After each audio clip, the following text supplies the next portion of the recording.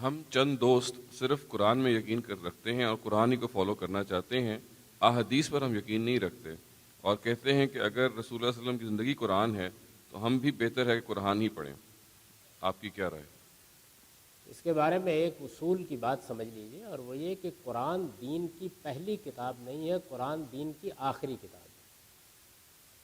یعنی جس دین کو اسلام کہا جاتا ہے، اس کی ابتدا قرآن سے نہیں ہوئی، اس کی ابتدا آدم علیہ السلام سے ہو گئی۔ تمام پیغمبر یہی دین لے کر آئے۔ قرآن یہ کہتا ہے کہ یہودی، مسیحی سب مسلمان ہیں، اور یہ خود فرقے بن گئے۔ جس طرح محمد الرسول اللہ صلی اللہ علیہ وسلم کے بعد فرقے بن گئے ہیں، ایسے ہی پہلے فرقے بن گئے۔ وہ اسی حیثیت سے ان کو خطاب بھی کرتا ہے، ان کو بھی اللہ کی کتابیں دی گئی۔ تو یہ اللہ کی دعوت، اللہ کا پیغام، اللہ کا دین، یہ سب پیغمبروں کا دین ہے۔ لہذا تمام پیغمبروں کو جو ہدایت دی گئی، قرآن نے خود اس کی تاکید کر دی ہے کہ ہمیں بھی اس کی پیروی کرنی۔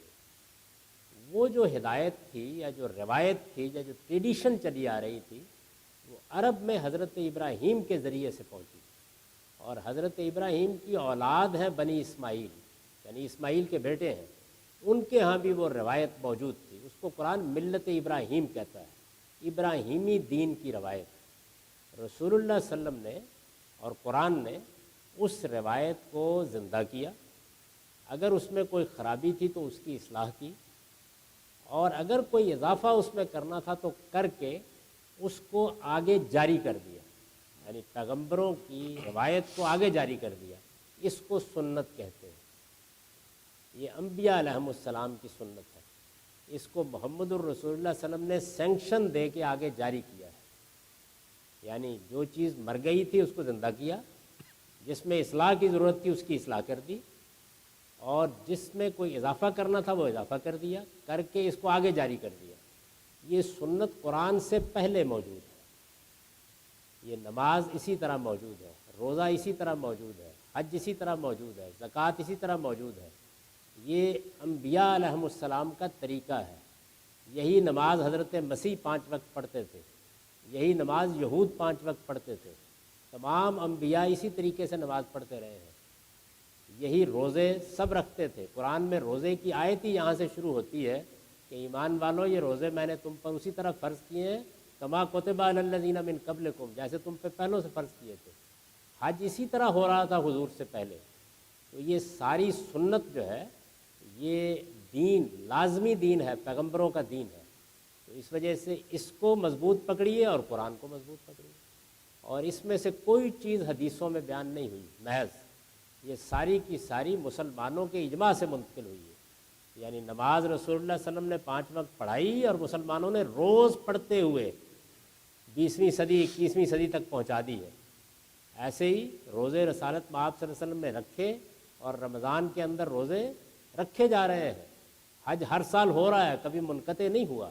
تو جیسے قرآن منتقل ہوا ہے، ایسے ہی یہ سنت منتقل ہوئی ہے۔ اس میں کبھی کوئی اختلاف نہیں ہوا، اس میں آج بھی کوئی اختلاف نہیں ہے۔ یہ بالکل تمام اختلافات سے بالا ہے۔ میں نے اپنی کتاب میزان کے شروع میں اس کی فہرست مرتب کر دی ہے، یعنی یہ کوئی 27-28 چیزیں ہیں۔ یہ ساری سنت لازم ہے، یہ پیغمبروں کا دین ہے۔ قرآن اس پر عمل کرنے کی تاکید کرتا ہے، اپنے پیغمبر کو حکم دیتا ہے کہ اتبع ملت ابراہیم حنیفہ، یہ ابراہیمی دین ہے، اس کی آپ کو پیروی کرنی ہے۔ تو اس وجہ سے اس کو قرآن سے الگ نہ سمجھیے۔ اسی وجہ سے قرآن اس کی تفصیل نہیں کرتا، لوگ واقف ہیں اس سے۔ جب وہ کہتا ہے نماز کا اہتمام کرو تو وہ جانتے ہیں نماز کیا ہے۔ جب وہ کہتا ہے زکوٰۃ دو تو اس کے مخاطبین، اس کے ایڈریسز، وہ جانتے ہیں زکوٰۃ کیا ہے۔ جب وہ کہتا ہے حج کرو تو اس کے مخاطبین جانتے ہیں کہ حج کیا ہے۔ خود محمد الرسول اللہ صلی اللہ علیہ وسلم نے نبی ہونے سے بہت پہلے حج کیا، اور اسی طریقے سے کیا جیسے کہ ابراہیمی طریقہ ہے، جیسے ہم آپ کرتے ہیں۔ حضرت ابو ذر غفاری اپنے اسلام لانے کا واقعہ بیان کرتے ہیں، اور یہ کہتے ہیں کہ میں نے ابھی حضور کا سنا بھی نہیں تھا اور میں نماز کا پابند ہو چکا ہوا۔ تو اس وجہ سے یہ سنت جو ہے یہ لازمی چیز ہے، اور یہ قرآن مجید سے پہلے سے موجود ہے۔ قرآن نے اس کو پیروی کرنے کا ہم کو حکم دیا ہے۔ اور میں نے عرض کیا کہ یہ کسی حدیث پر مبنی نہیں ہے، یہ کسی روایت پر مبنی نہیں ہے، یہ اسی طرح منتقل ہوئی ہے جیسے قرآن منتقل ہوا ہے۔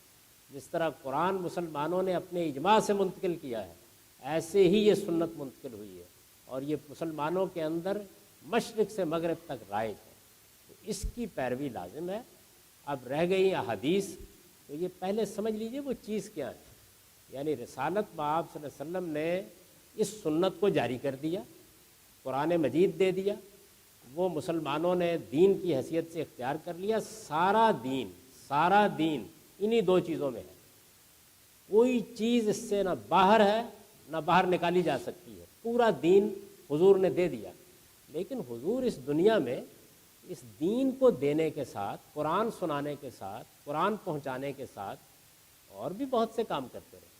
آپ نے خطبے دیے، آپ نے لوگوں کو کوئی نصیحت کی، آپ کو بہت سے فیصلے کرنے پڑے، آپ نے کسی سوال کا جواب دیا، کسی آدمی نے دین کی کوئی بات آپ سے پوچھی، معافی، آپ نے اس کی وضاحت فرمائی، لوگوں نے آپ کو دیکھا، کم و بیش 23 سال تک دیکھا کہ آپ خود دین پر کیسے عمل کر رہے ہیں۔ تو جب آپ دنیا سے رخصت ہوئے تو جس طرح بڑی شخصیات کے واقعات بیان کیے جاتے ہیں، حضور تو یعنی بنسبت خاکرہ بعالم پاک ہر بڑے سے بڑے تھے، تو آپ کو دیکھنے والوں نے، آپ کی باتیں سننے والوں نے بیان کرنا شروع کر دیا، یعنی یہ تاریخی ریکارڈ منتقل ہونا شروع ہو گیا۔ ایسے ہی ہوتا ہے، مثال کے طور پر علامہ اقبال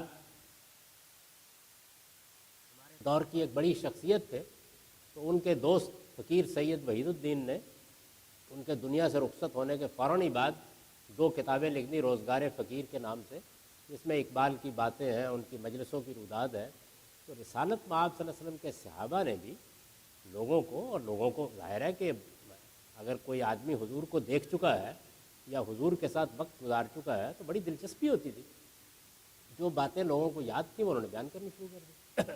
اس میں لوگوں نے صحابہ کرام نے 2 رویے اختیار کیے۔ ایک رویہ حضرت ابو بکر، عمر جیسے صحابہ نے اختیار کیا، ان کا رویہ یہ تھا کہ ہم یہ باتیں نہیں بیان کریں گے سوائے اس کے کہ کوئی بڑی ضرورت پڑ جائے، کیونکہ یہ بڑی ذمہ داری کا کام ہے، ایسا نہ ہو کہ کوئی غلط بات حضور کی طرف منسوب ہو جائے۔ بعض صحابہ نے یہ کہا کہ نہیں، یہ تو ہمارے پاس ایک بڑی امانت ہے، لوگوں کو بڑی دلچسپی ہے، محبت ہے، تو ہم بیان کریں گے۔ تو انہوں نے بڑی وسعت کے ساتھ جو باتیں سنی تھیں، دیکھی تھیں، وہ بیان کرنا شروع کر دی، جیسے کہ حضرت ابو ہریرہ ہیں۔ تو یہ ذخیرہ آہستہ آہستہ لوگوں میں پھیلتا چلا گیا۔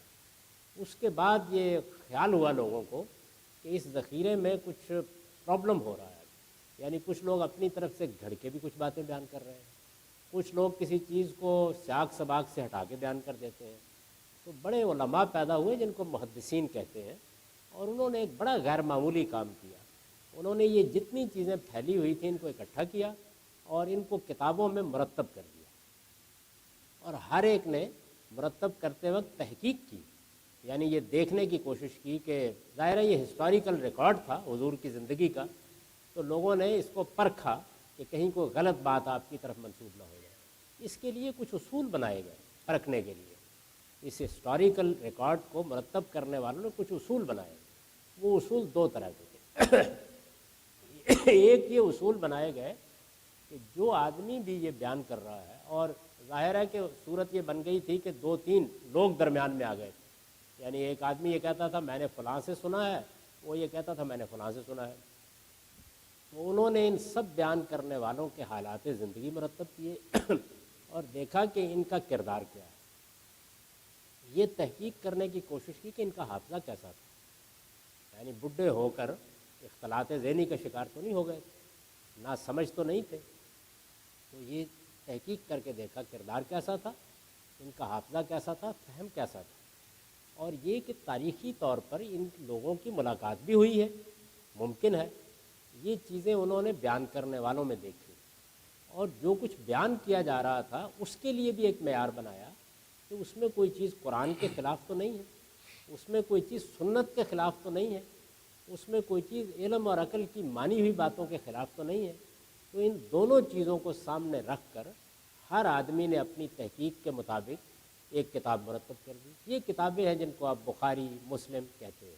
یعنی رسول اللہ کی زندگی کا تاریخی ریکارڈ جو لوگوں کی زبان سے پہنچا اس کو تحقیق کر کے لوگوں نے مرتب کر دیا، اس کو حدیث کہا جاتا ہے۔ اس سے نہ دین میں کسی ایک تنکے کا اضافہ ہوتا ہے نہ کمی ہوتی۔ یہ رسالت مآب صلی اللہ علیہ وسلم کے علم اور عمل کا ریکارڈ ہے، بڑی پاکیزہ چیز ہے، اس پر پہلے بھی تنقید اور تحقیق کی جاتی رہی ہے، یہ اس کے بعد میں بھی کی جاتی رہے گی، ہم بھی کر سکتے ہیں۔ تو اس کو تحقیق تنقید کی نگاہ سے دیکھنا چاہیے، اور جو بات بہت مستند ہو، جس پہ اطمینان ہو، جس میں یہ جو معیار میں نے آپ کو بتایا ہے اس پر وہ پوری اترتی ہو، بس اسی کو حضور کی نسبت سے بیان کرنا چاہیے۔ پڑھیے کہ یہ حضور کی زندگی کا تاریخی ریکارڈ ہے، ہسٹوریکل ریکارڈ ہے۔ دین سارا کا سارا قرآن و سنت میں ہے اور وہ بالکل محفوظ ہے، وہ کسی کی تحقیق کا محتاج نہیں ہے، وہ اس امت کو منتقل ہو